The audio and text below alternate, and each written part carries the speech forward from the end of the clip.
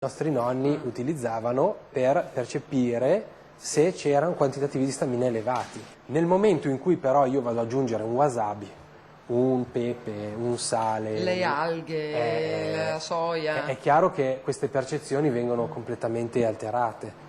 Comunque stiamo parlando di crudo, cioè il tonno in scatola pizzica non c'è? No, c'è. Ah, c'è anche lì? Sì, e anche cotto, perché l'istamina è termostabile. Cosa hai trovato in lui di tanto bello? Che prima di tutto, colore. Importante molto colore perché pesce bianco eccetera, tutto somiglia bianco eccetera eccetera. Allora per presentazione tonno rosso ci danno una risalta colore, molto importante questo, bellezza. Lei sa, signora, che il tonno rosso è in via di estinzione? Senta, No, mica se lo sa. so che mi piace, per il momento mi So che le piace. Quindi, vabbè, tanto se non lo prendo io, lo prenderebbe qualcun altro, quindi... Il tonno rosso. Cosa vuol dire secondo te? Specie in via d'estinzione. No, veramente? No. Qualche problema? Mi piace già un po' meno adesso. No, non lo sapevo. Ma il tonno che comunque pescano qua nel Mediterraneo non credo. Avevo sentito che sì, è minacciato, in realtà avevo visto dei documentari, però quando poi vai a mangiare il sushi non mangiarlo perché... Per assurdo, la moda si è diffusa quando la popolazione di tonno rosso stava ormai scomparendo dal nostro mare. Da qui la confusione. La televisione a giorni alterni parla di tonno rosso in pericolo di estinzione, ma anche come ingrediente per preparare ricette di discutibile gusto.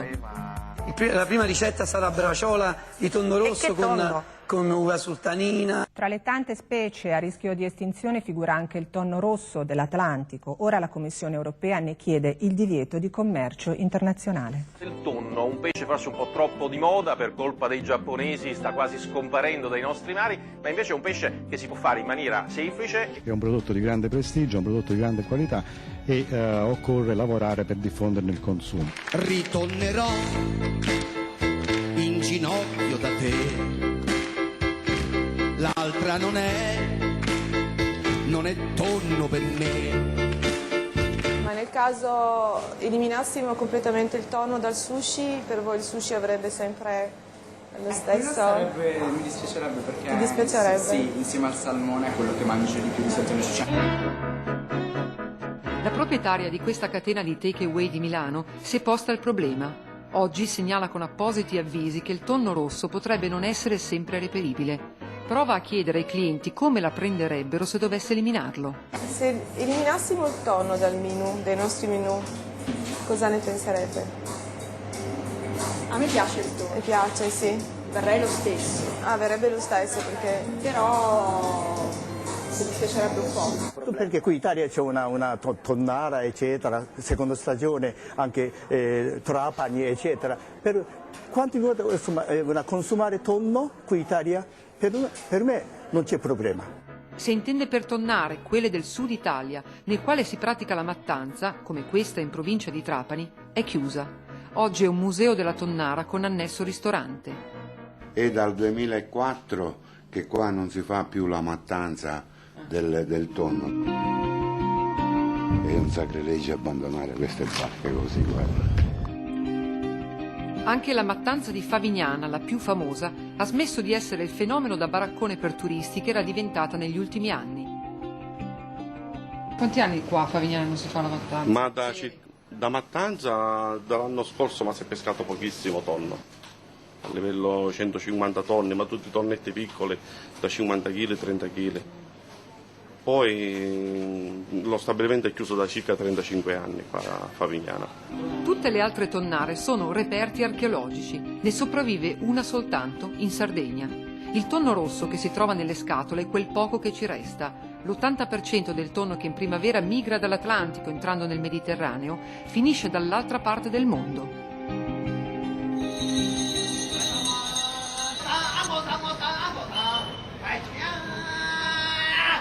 Alle 5 del mattino di tutti i giorni nel mercato ittico più grande del mondo, il tonno rosso è il protagonista assoluto.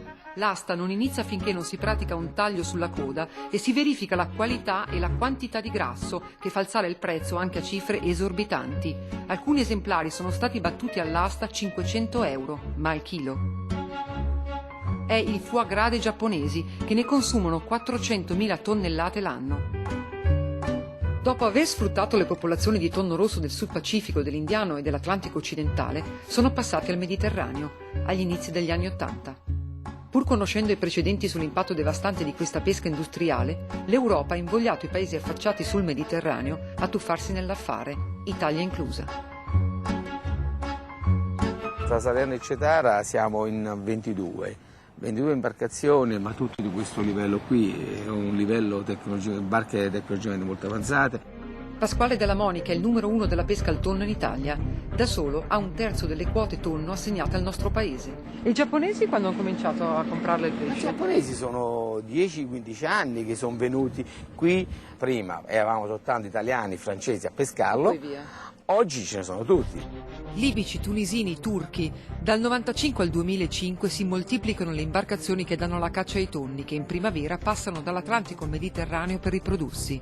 Le tonnare volanti usano il metodo della circuizione, accerchiano i tonni richiudendoli nella rete. Se va bene, con una calata si può prendere anche un banco di pesce del valore di 1 milione di euro. Ma 10 anni fa, ed esclusivamente per il mercato giapponese, viene escogitato un sistema per aumentare i volumi di pesca. Adesso c'è stata poi la vendita con le gabbie, quindi mettere i pesci vivi nelle gabbie, e con allora abbiamo avuto un'evoluzione, ma anche noi i prezzi sono migliorati. Il tonno, una volta pescato, non viene più ucciso sulla barca, ma trasferito in gabbie galleggianti trainate per giorni fino alle vasche di ingrasso, dove i tonni sopravvissuti allo stress della pesca e del traino vengono nutriti con pesce azzurro per 5 mesi. In autunno, quando sono grassi abbastanza per il palato dei giapponesi, i giapponesi arrivano. A Procida è in corso la mattanza in chiave moderna. Fra le braccia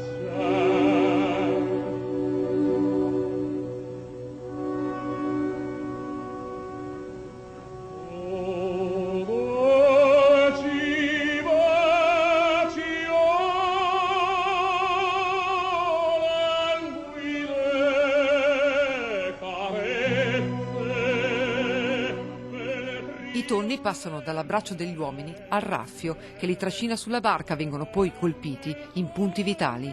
La mattanza va avanti così per 3 giorni finché non si svuotano le vasche. E voi lavorate solo con questi giapponesi o con altri? Sì, noi solo qua diamo i pesci e loro controllano la qualità. L'ispettore qualità giapponese prende nota del peso, il prezzo varia a seconda della mole del pesce. Una barca d'appoggio trasporta nella nave freezer i pesci, dove vengono eviscerati e quindi stoccati a temperature molto basse. Questo mercato ha in mano le 5 multinazionali del tonno rosso, soprattutto della Mitsubishi, che da sola ne possiede il 40%. Tenendolo stoccato nei congelatori, riesce a controllare il prezzo sul mercato. Posso farle una domanda? Perché le piace questo tipo di tonno? Per il sapore. Quale sapore? È dolce. I giapponesi pagano il tonno ingrassato quasi il doppio. Per questo gli impianti si moltiplicano lungo le coste del Mediterraneo, una decina nel sud Italia. La pesca si intensifica per riempire le vasche. Il tempo ci ha dato ragione. Non si può mettere in dubbio che l'industria dell'ingrasso collegata alla pesca industrializzata a circuizione ha contribuito a creare la situazione disastrosa in cui ci troviamo.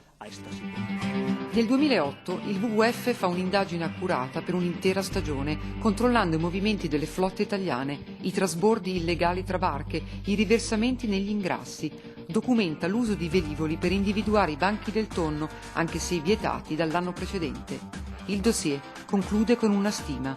Sono state pescate 700 tonnellate illegalmente. Già dal 2004 noi avevamo monitorato le catture in Mediterraneo e avevamo visto che le quote legali venivano sforate di una quantità abnorme. L'anno successivo di nuovo, fino ad arrivare al 2007, quando la cattura legale e la cattura illegale si equiparano, sono uguali. Si parla di 30.000 tonnellate da una parte e di 30.000 tonnellate dall'altra. È bene sottolineare che il comitato scientifico dell'ICCAT, il comitato preposto a dare l'indirizzo scientifico e quindi a dare indirizzo alla gestione, conferma quell'anno quei dati. Anche altre associazioni ambientaliste come Oceana, Marviva e Greenpeace denunciano l'assenza di controllo e l'eccessiva pressione della pesca. Sull'onda delle proteste l'opinione pubblica viene a conoscenza delle logiche che stanno dietro la pesca del tonno. Cresce la pressione sulla politica schierata da sempre con l'industria.